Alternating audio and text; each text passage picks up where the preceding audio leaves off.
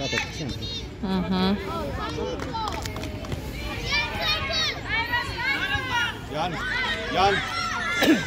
Ian, stai pe picioare, Ian.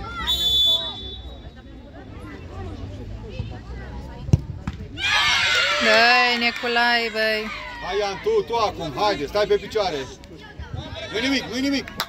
Hai, Nicolae, să scoate portarul.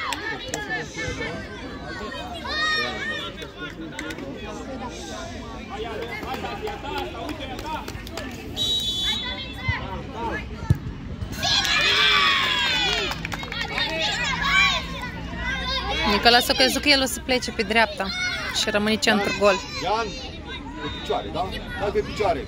Încearcă să te dea sus mereu. E și înalt.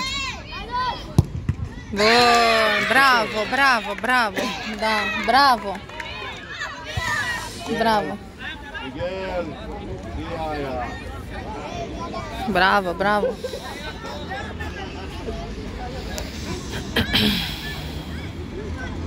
Stai pe picioare.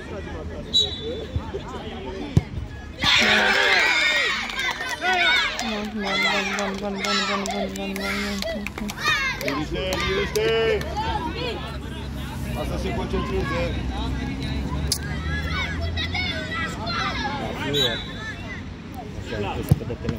Gol!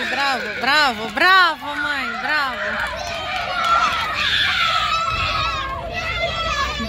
bravo. Duceți-vă și dați mâna pe ei.